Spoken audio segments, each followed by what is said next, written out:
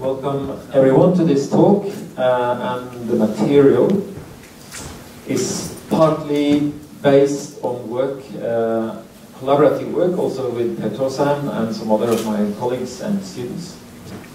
I didn't mention their names here, but just to say that I didn't develop all these ideas. And I have tried to adapt the each slide to the two broken screens, so everything is just move it over to the left. Adaptive presentations. Okay, so the title of my talk is Weak Passwords and Strong Passwords, when to use them and how to protect them. Implicitly assuming there is a place for weak passwords. Okay, and we use this simple picture and the principle of risk management. You know, if you are exposed to sensitive services and high risk, you can spend more money and resources to protect yourself from those risks.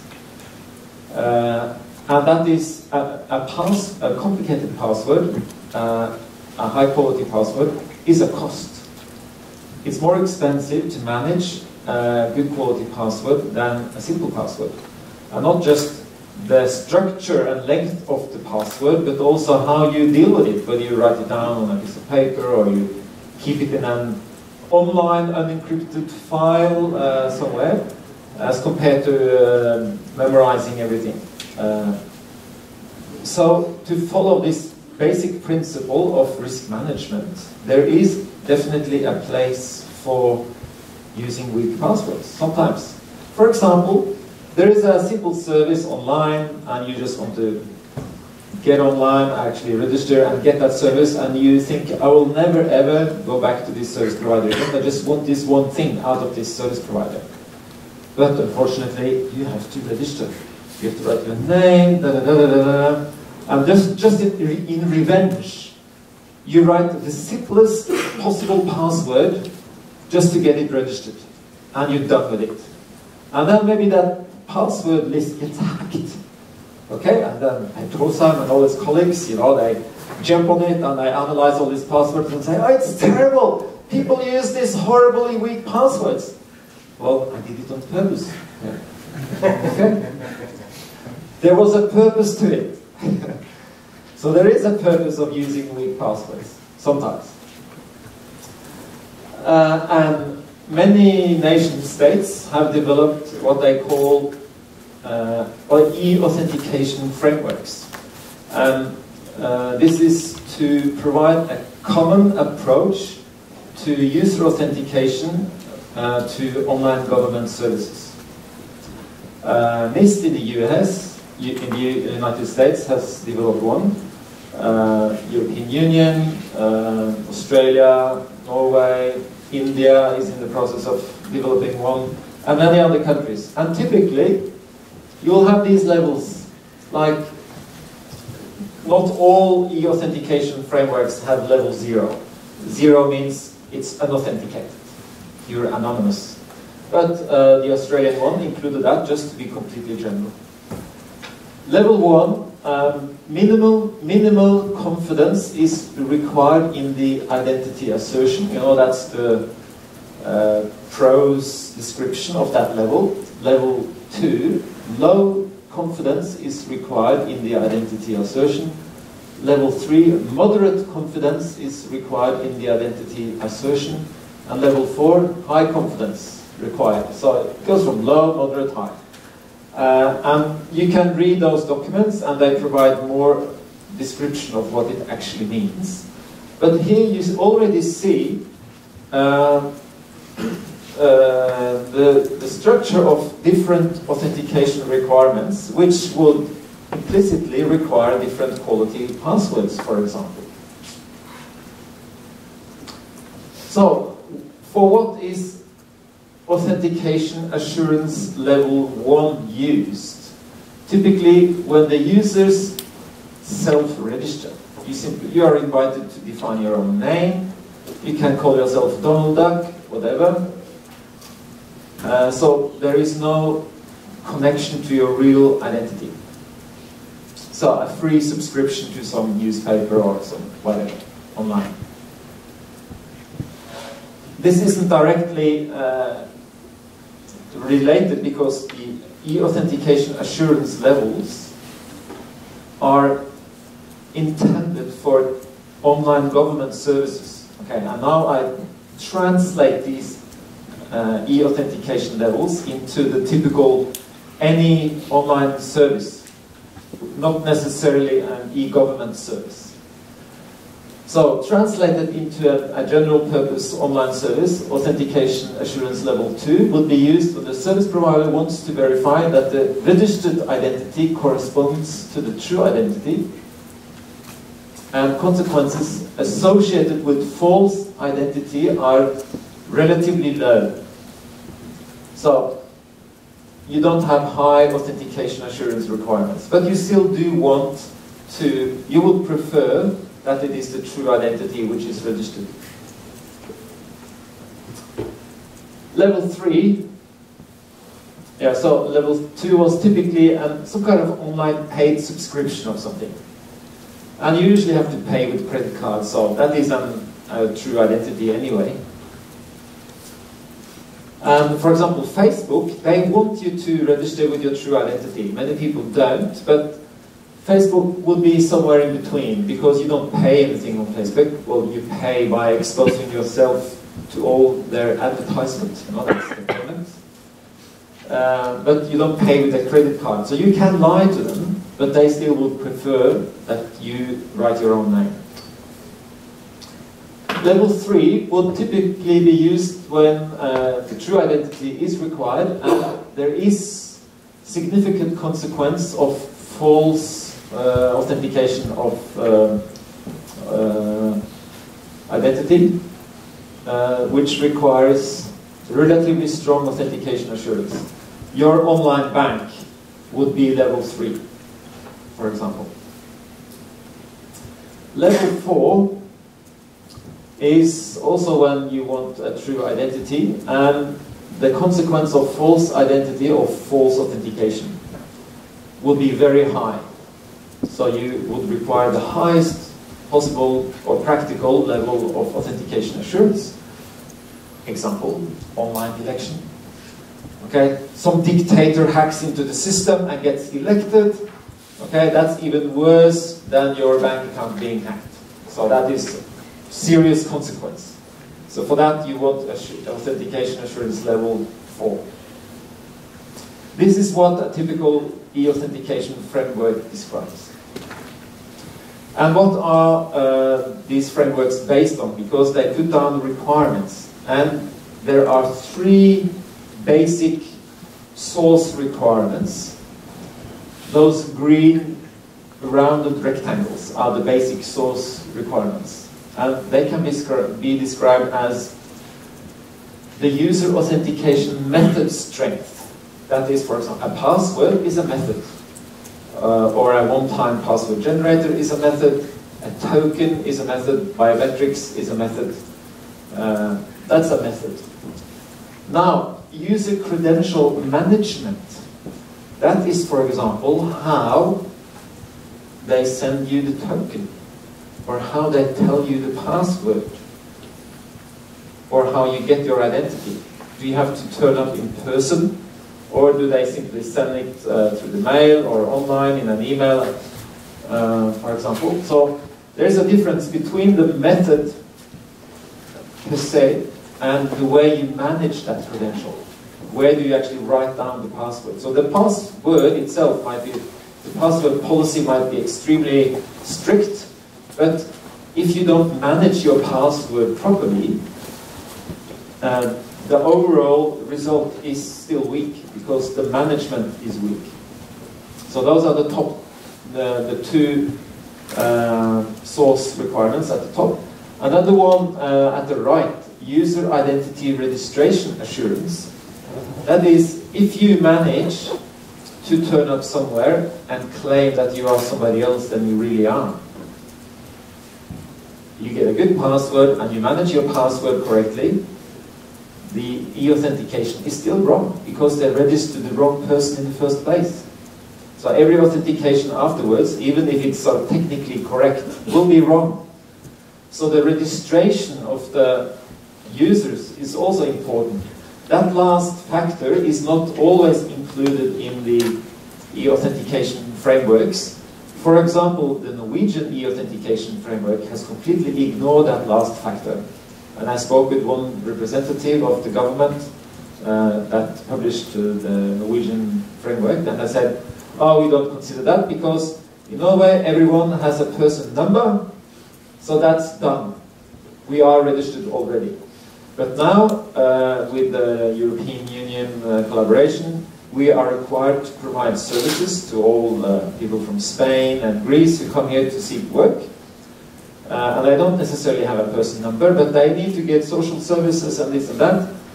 Not only that, if you are an asylum seeker coming from a war-torn country and you arrive at Oslo airport, you get registered.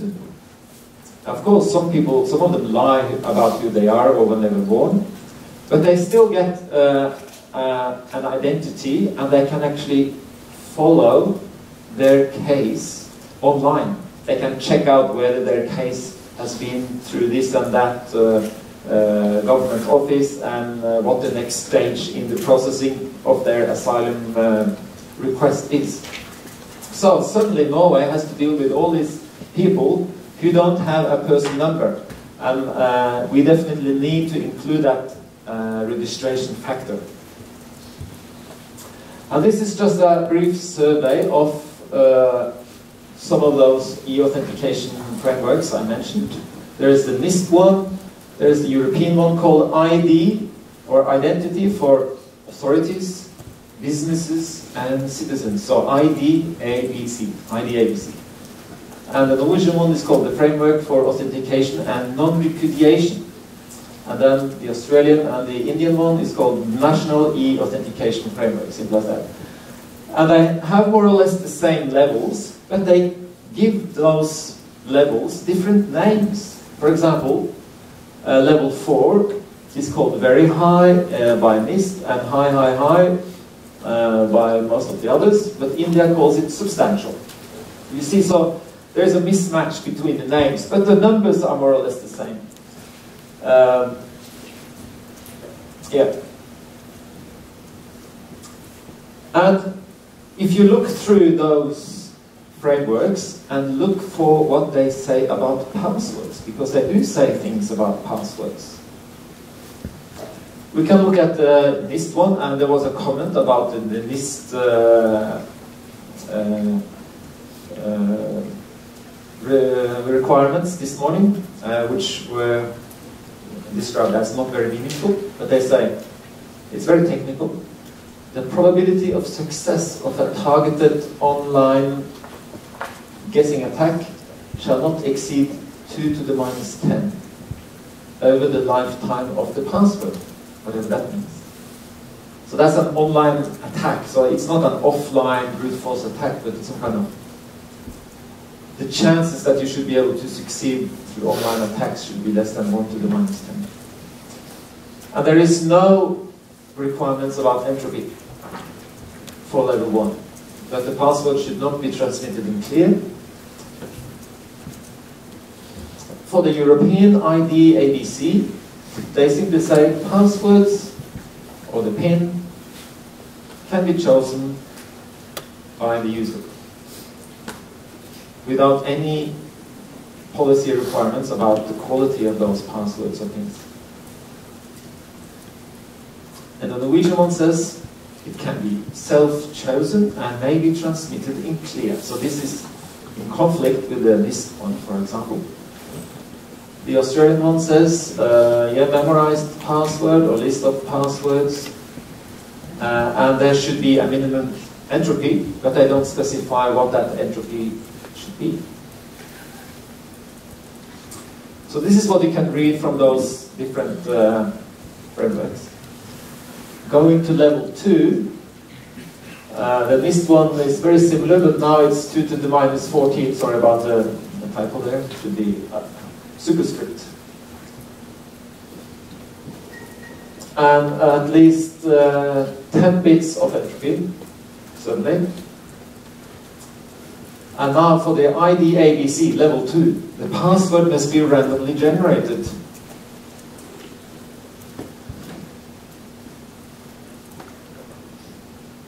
For level 2. For your average subscription or Facebook account, for example. The Norwegian one says a static or a dynamic password can be used without any entropy requirements.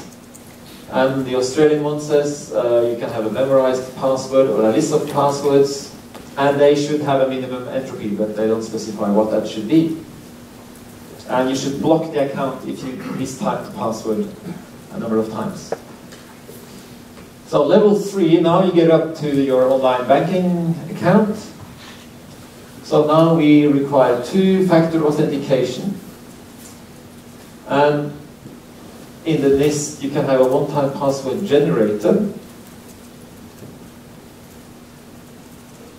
So you cannot have a normal memorized password, according to NIST. And the European one also requires two factors. And the password must be OTP. No static password allowed. The Norwegian framework requires two factors. A static password is allowed as one of the factors. And the other factor can be a one-time password. The Australian one requires two factors. And you must have a list of generated passwords, like a code book, which is more or less a one-time password. It doesn't really say whether you can reuse any of those passwords. And that's about it, because for level 4, static passwords are not acceptable with NIST, with none of them.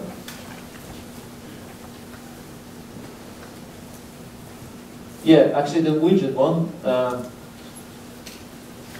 does accept a generated static password, which would be a random static password for level 4.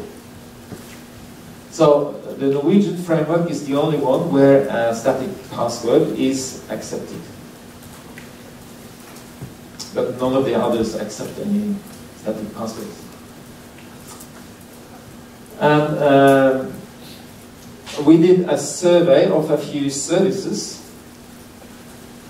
and simply tried to, well, looked at what they required, what was the password policy for those services, and tried to estimate what a typical authentication assurance level would be for those services. And Wikipedia, you can have a password of 1 character. It's possible. And you can have any character you want. It doesn't have to be a special character. And we would say Wikipedia is assurance level 1. You don't pay for it, you can be anybody you like, you can call yourself Donald Duck. To subscribe to New York Times, the length must be between 5 and 15 characters. No character set requirements. That would also be assurance level 1. A couple of universities, Oslo University and QUT, that's Queensland University of Technology in Australia, minimum 8 characters, and they have quite strict requirements regarding character sets, 3 or 4 different character sets, and some even require changing your password every now and then. At QUT you have to change every 2 months, which is a hazard. And eBay, for example, you need at least 6 characters, 2 different character sets. You don't need to change your eBay password. Yes, there's a question? Just a short question. The character sets, does that mean Latin 1, kanji? Yeah, the four, no, I mean upper, lower, numbers, and special. So those are the four ones. Upper, lower, special, and numbers. Yeah. So there are four, typically with passwords, 4 character sets. And then you get into online banking, Citibank. This would be authentication assurance level 3. Minimum 6 characters also for the Norwegian bank Nordea. Samba is actually a bank from Saudi Arabia, They require at least 8 characters.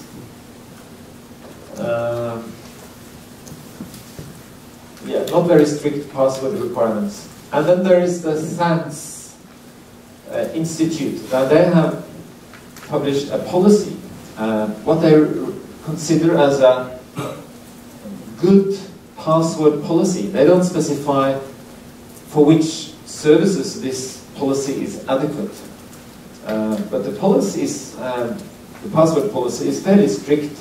For example, minimum 15 characters, at least 3 character sets, change every 3 months. So this will at least be suitable for level 2 and probably for level 3. So this is not an actual service, but just an example of a policy, a theoretical policy. So you see, the different password policies, even for similar levels of authentication assurance, vary dramatically. And this is problematic, I would say, because users then we have to deal with so many different password policies every time. And one of the initial ideas of the work we did was that, well, first we started one password policy to rule them all, was what we said. And I said, no way, it doesn't work. And then we came up with, well, maybe we can have 4 password policies to rule them all. So that's more or less where we landed.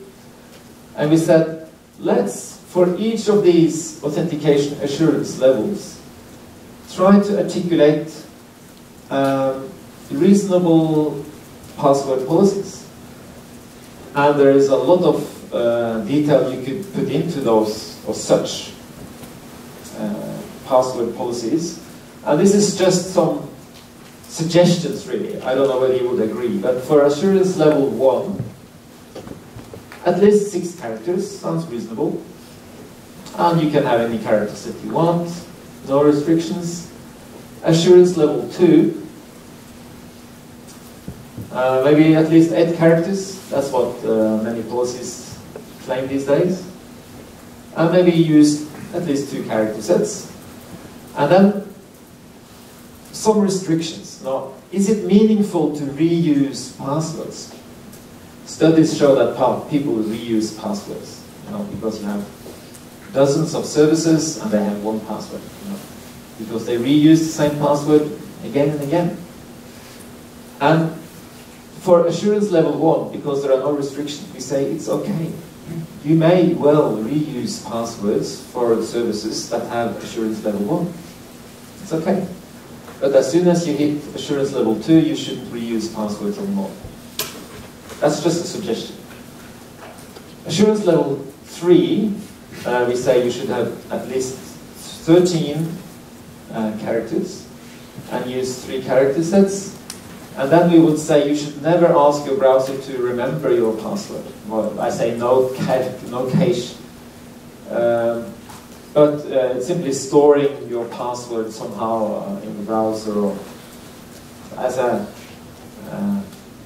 assistant for you when you log on.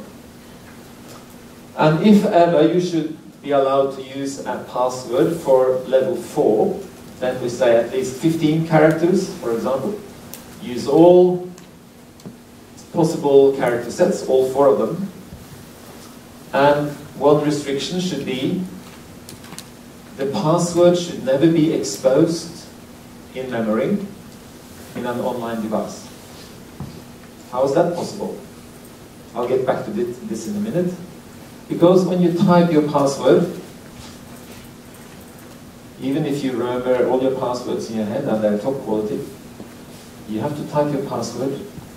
They are in the memory of your client computer for a few seconds.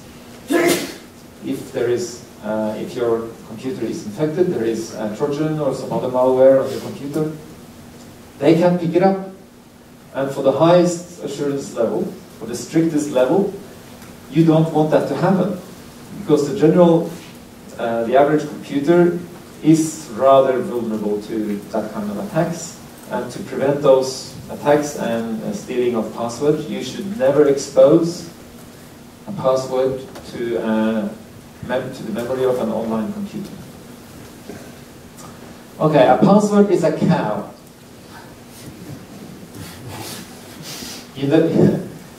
You probably heard of the tragedy of the commons. It comes from rural England, where a village typically would have a village green, where the families in that village would each have a cow grazing on the green, so they could have some milk. Now one family figured out, we can have 2 cows, we get some more milk. And then the neighbors also realized, oh, we can have 2 cows too. And suddenly some people started having 3 cows, started selling milk, and suddenly there was no more grass, no more milk. And that is what happens when you have a shared resource without any centralized control. So that's called the tragedy of the commons. What's the analogy to the passwords? Because the service provider, they think, we offer a service and we want people to register. So we only want to place one password in the brain of that human who registers. Can't do any harm, it's just one password, isn't it? They don't realize that there are dozens and hundreds and thousands of other, millions of other services that also want to place a password in the same human brain. So, remembering one password is okay, but if you have to remember 50, your brain breaks down and you can't remember any passwords anymore. So that's the analogy, that your brain is the common grazing field, and each password is like a cow. And every service provider is the family living in the village. They simply want to place a single cow on that brain, the green brain. And the same with your pockets. How many devices are you going to have in your pockets? And the typical silo identity management scenario goes like this. You know, you want to access one service, and you get, with one password and one identity, you get the service. You want to access another service, and another service, you need a separate identity and password for each different service. And if you're the service provider, here comes one customer, and here's another one, and here are some other ones. It's easy because you have your CRM, your customer relationship management software, and your Active Directory, and which takes care of everything, and even automated password recovery. So it's nice and simple for the service provider. Well, for us, you want to access one service, you get one set of credentials, another service, and another service, and it's a nightmare. We can't handle this anymore. And there are all these solutions around to solve this problem. Federated identity management, for example. But that doesn't really solve the problem. We have a lot of passwords, don't we? And we have come up with the idea that we need actually a device which can assist us in managing all our passwords. And because, as I just explained, you should never expose passwords to the memory of an online device. If you have an encrypted password file, well, each time you use a password, it gets decrypted and lives in memory for some time, where malware can pick it up. That should be avoided, at least for assurance level 4. Okay? And if you want to have a general purpose method that fits any assurance level, then you would need something like this. And the idea is that it's a device which is not online. It doesn't have wireless LAN, it's not a mobile phone. It has limited communication capabilities. Let's say it has Bluetooth or some other short-range communication capability. And you can have all your passwords in there. So, back to that silo identity management scenario again. Now, you see that there is this off-pad, the offline personal authentication device, together with the terminal, the client terminal. So when the user wants to access one service, the off-pad does it for him, automatically transmits the passwords, so that the user doesn't have to remember it any longer. So now, accessing lots of different services has become nice and simple, because you have a device. We have this in principle already, because you have password wallets in your computers, etc. So it exists. It's nothing new, but most of those solutions are actually live in an online device, and thereby expose passwords to the memory of that online device at some point in time. This solution prevents or avoids that problem.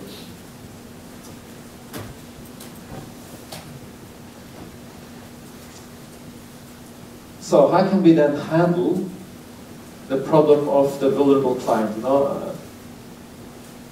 You type your password that you might have remembered, and the Trojan picks it up and sends it to the hacker. We want to prevent that. How can we use the off-pad to prevent that? And the solution is that we have a challenge response protocol between the client computer and the off-pad. And these challenge response protocols are standardized. For example, there is the HTTP digest protocols specified as part of HTTP, but then the challenge response protocol goes between the client server and between the server and the client computer. So the password needs to be typed into the client computer. You only need to extend the digest protocol, this challenge response protocol, from the client computer to the offline device, which a short-range radio channel, so that the password is only exposed in memory inside the off-pad. And the off-pad only talks to the client computer through a challenge response protocol. So this completely avoids the exposure of passwords in clear to memory to online computers. And we think this is a solution which would support authentication assurance level 4, according to how we said it. Never have exposure of passwords in clear text to any online device at all.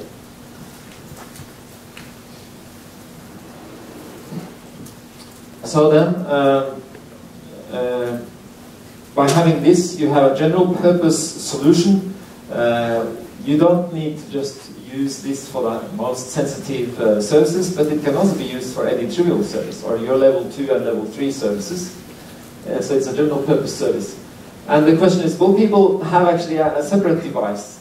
They have their mobile phone already, so we would like the mobile phone to do this, but the mobile phone is a connected device. It's got wireless LAN and it's got GSM connection or mobile connection. So in case somebody wants to integrate the off-pad with the mobile device, what then would be required is to have a kind of total separation between the two sets of functionality inside the same device. And you would sort of have to switch now. My device is now a phone. I can do my surfing and I can do my phone calling. And I switch over and my device is now the offline personal authentication device. The military, they like to have a physical air gap between, secure devices and other insecure devices.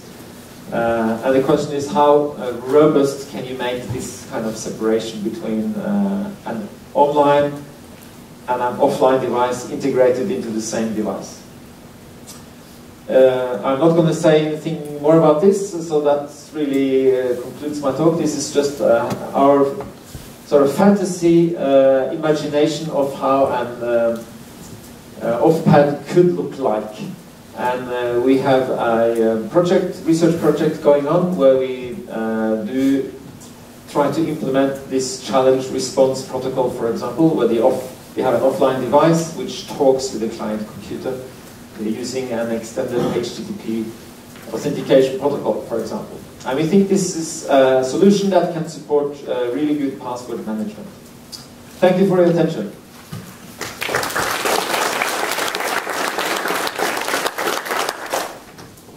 So, first of all, Professor Frank Stajano.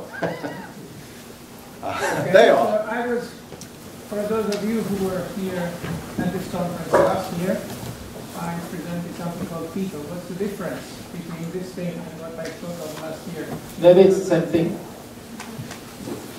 It is, I think it is actually very much the same thing, which makes this even more fun to have Frank Stajano here. Well, Frank, don't you have a prototype already, though? We don't have a prototype. Well, we have a prototype made on a mobile phone, and I would not like the mobile phone prototype to be the real thing. I am building a team of people, including people who are going to build custom hardware for us, including people who are going to work on the interaction design and psychology, parental psychology, to see what really works for real human beings as opposed to what works for security geeks. So I'm quite excited about this grant I received from the European Research Council this year, which allows me to hire several people. And in fact, consider this as a job ad. I'm looking for smart people to join me on this project for several years, and it's going to be good fun. Yeah, so just to repeat that very clearly, Frank will be speaking on Wednesday about, something else, but you're looking for four people? Yes. Four, yeah. Frank is actually looking for 4 postdocs that are interested in working with him on his Pico device. And Frank is, for those who doesn't know him yet, he's at Cambridge in the UK, University. But questions for Audun? Sebastian? I wanted to ask, how do you authenticate? Who is asking for the challenge? Who is sending the challenge and asking for your password? Yeah, you want service provider authentication as well. And we work, there are solutions for that. So you need mutual authentication, of course. I only focused on the user authentication aspect here. So it is handled inside the device already? Yeah, the device also takes care of the service provider authentication. Yeah. I thought it was very interesting up to the very last point that you said you did the channel response via HTTP, because then that is an online device, which can be subject to SQL injection from a malicious server. Well, it's not HTTP, it's an extension. The HTTP protocol is between the client computer and the server, and you just have an extension from the client computer of the HTTP authentication digest. But then it's network still. I mean, yeah, but it's not. Yeah, it is network, but it's not wireless LAN, and it's not mobile phone. It's not broadband. It's not wireless LAN. It's something. Yeah, which must be carefully controlled. NFC. Other questions? Yep. Yep. First up there. Yeah, well, okay. You go first then. I'm not sure this is the point, but it doesn't seem like a very generic device for authentication, because you would still need modifications on both client and server side. So is this any different than existing multi-factor authentication systems that also work with term response? You would need modifications to, for example, your browser to handle the extended part of HTTP digest. And also every service provider needs to support this mechanism. No, Already get a challenge. because they simply send a challenge, and the challenge gets relayed onto your OPAD by the browser. And the browser receives the response and relays the response back to the service provider. Frank, didn't we agree last year that in order to support your people device, you would eventually also have to need service provider support for the people device, yes? Yeah. Yeah. And that's what I told you. Well, that's pretty easy. Just get Facebook to adopt it, and then it's, you know, then it's easy. But I look forward to speaking with you, Frank, tonight. Marcus, first. Two questions. The first is somewhat related. For the security codes, you often need, if I understand correctly, a secret key. That would be also here. Security code, there's a secret key in the device. That would need to go into that device as well, right? Or am I completely mistaken? I think perhaps you should come down as well. Yeah, to activate the device. You mean? Yeah, what? I didn't hear the question myself. Oh, sorry. So, how do you get the secret key that is required for the chat response protocol, if there's any on that device? Well, the device computes the response. The challenge is received by the device. The device computes the response based on the secret password or the secret key. You should discuss that offline. Yeah. Afterwards, I mean, there's Professor Audun Jøsang, and also Henning Klevja is one of the master students who's working with that, and Henning will also, of course, be with us. So, you know, you have a small special interest group gathering afterwards. Let's do Steve? I think I know what he was trying to ask. He was wondering how you get the secret key from the device to the your server, so that they both know what the secret key is. Server and service provider. Yeah. Sure. The secret key is never sent. There is only a So and a public response. key encryption, though. No, it's not public key encryption. It's simply can be a simple hashing with nonce. Both parties would have to know what the secret value is. Yeah, the server sends the nonce. Oh yeah, the server must know the password. So the server is able to compute the expected response.